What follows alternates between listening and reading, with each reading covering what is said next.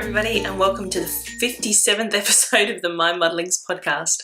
My name is Julianne and I am your host, and I'd like to welcome you all to the podcast today. Thank you so much for spending some time with me. So I'm probably just going to keep it nice and short and sweet today because today is a public holiday. It is Australia Day here in Australia, obviously, which is January 26th. And so Simon is home from work. He's out in the lounge room. I'm here in my craft room as usual. I thought I'd do a quick check-in because I couldn't do a podcast yesterday because of the public holiday today. I did my cleaning shift yesterday, so I didn't have enough time to be able to record and go and do my cleaning. So here I am today.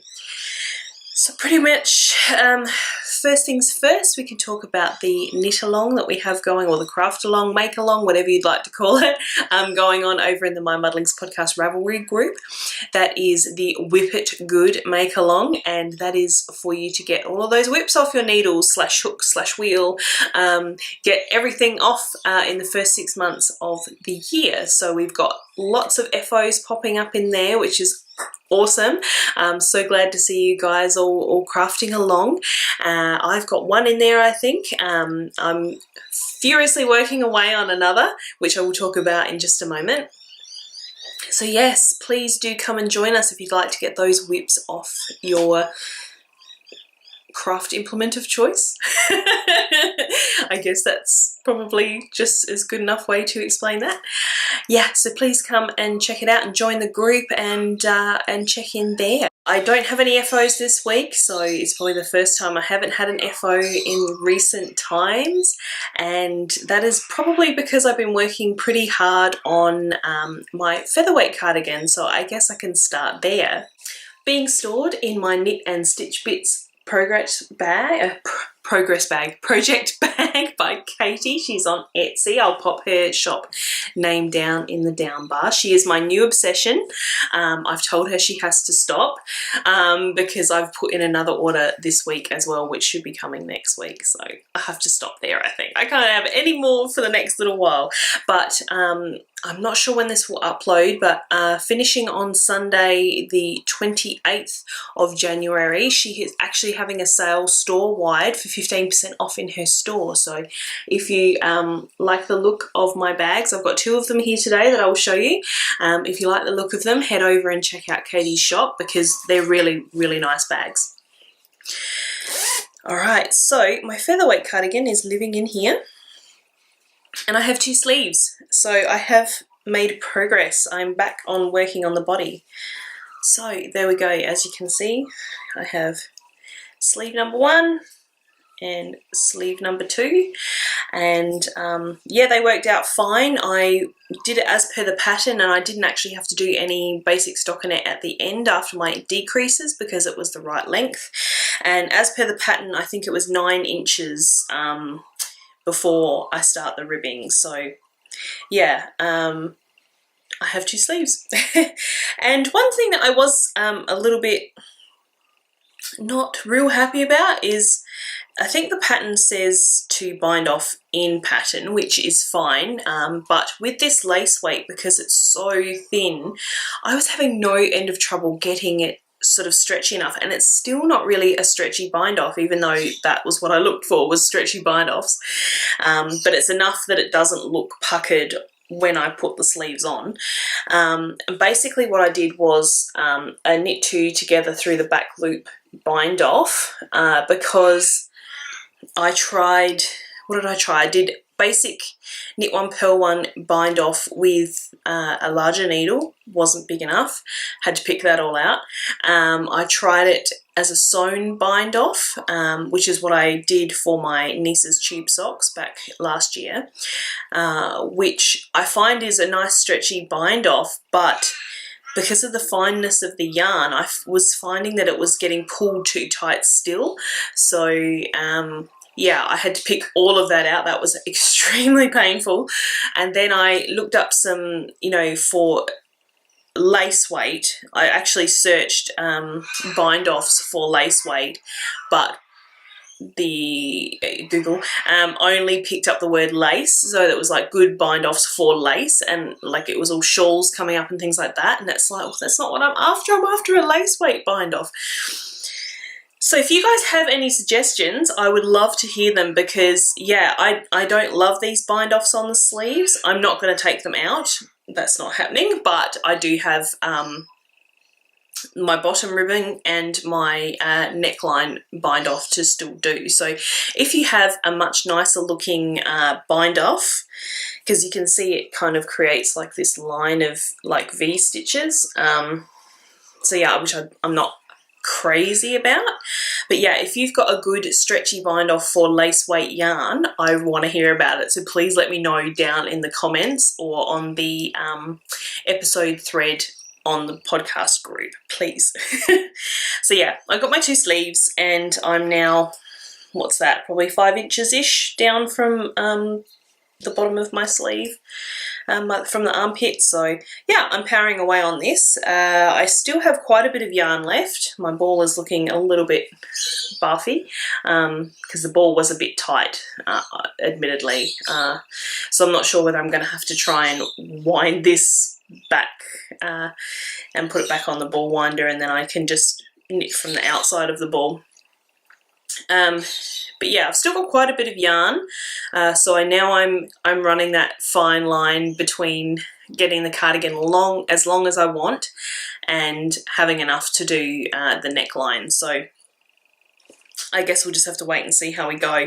I haven't actually checked how far down the pattern says to knit from the armpit, because I think the pattern is a cropped cardigan, so I'm definitely going to do longer than what the pattern says. But yeah, I'm just working backwards and forwards now, and yeah, this is what I've mostly been working on. As you can see, I have 2 sleeves. I think I just started one last week, so I've got both done, which I'm really happy about. So that's my featherweight. And next up, I'm just only done a little bit on my street art socks.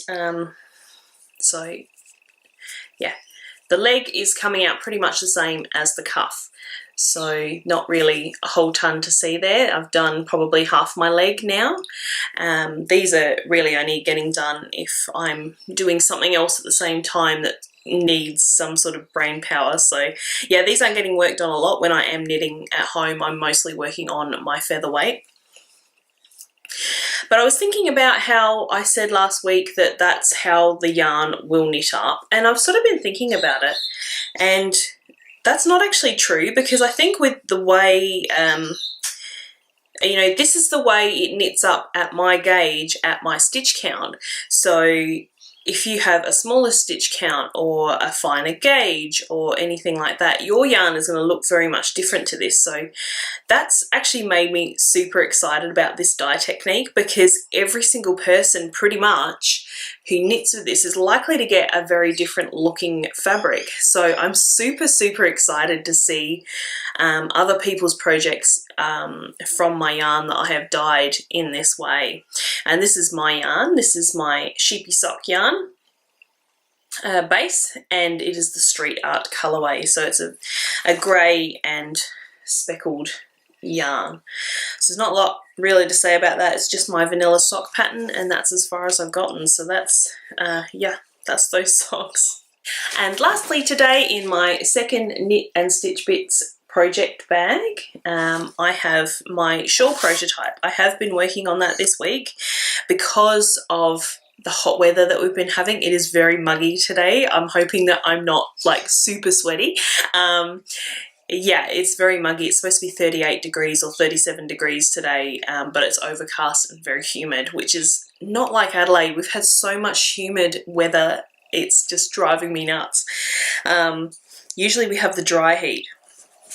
But this is my shawl prototype, and unfortunately, because I ripped back, I'm pretty sure the last time I showed you this, it had a big section of stockinette after this textured band, but I've decided to rip that back, and I'm actually going to be putting in a motif. So that's what I've been working on, is working out my chart and how I'm going to position the motif in. And you might be able to see I've got a bunch of stitch markers put in there, because each repeats a certain number of stitches, and it turns out that it actually worked to fit almost perfectly into what I ripped back to, the stitch count, which was very fortunate, I guess you could say.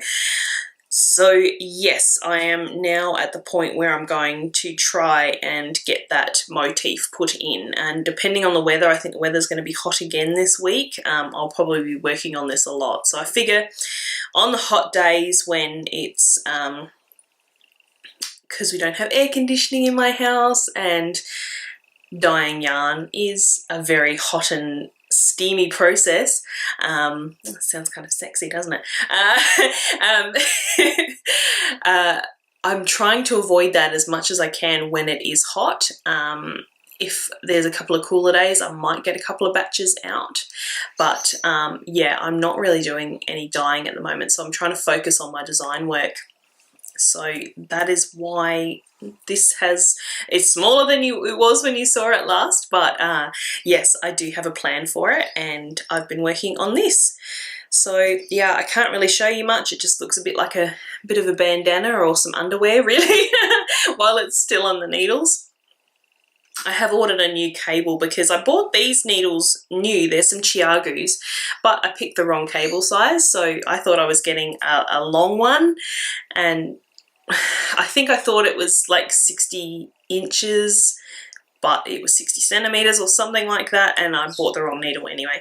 So I've bought a new cable for my higher sharps interchangeable, so hopefully that'll be here soon, early next week, and because that'll make it a lot easier to work on this, because yeah, it's a lot of stitches on this little needle, so but I needed the sharper tips because I was working on some generic needles that I have, and they've got very rounded fat tips, so I really needed the pointed tips. So they have made it easier in that respect, but yeah, it's not easier overall.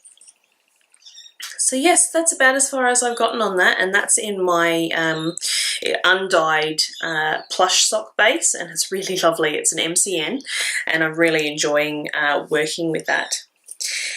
So that's all I've been working on, guys. That's all I can really tell you about. The only other thing that I was going to have a quick chat about is, if you are in Adelaide, there is a fibre event coming, and I'm really excited about it. I will be vending it. I will be there, and it is called Fibre Feast SA, and it is being put on by 2 local yarn shop owners and a hand dyer. So if you know Nicole from Cola Girl, she does the Yarn Adelaide podcast, and we have Charmaine from Yarnarama, who is a local online yarn shop, and Jasmine of Pearl and Friends, who is a local mobile pop-up yarn shop. She has this really, really gorgeous vintage caravan that she has all of the yarns in. So those 3 ladies have organised a new fibre event. So this will be held in March, and it's the 24th, I believe, and it will run from 10 AM till 4 PM, and it's at the Blackwood Memorial Hall here in Adelaide. So yes, if you are a local and you can get to Blackwood on the 24th of March, we'd love to see you. So I'm probably going to be spruiking this a lot, because I'm hoping to get as many people up there as possible and make this event a success. And so hopefully the girls will be able to do it every year or multiple times a year, so that would be amazing. So please do come out. If you need any further information, check out the Facebook group or Facebook page, I should say, for the event, and then you can find out all of the details there. So that's pretty much it for today. I am hot. I'm going to go and sit under the fan again and edit this. So I do hope that you have enjoyed. I really am thankful that you're here spending some time with me, and I hope you guys all have a lovely week. Happy crafting, and I'll see you next week. Bye.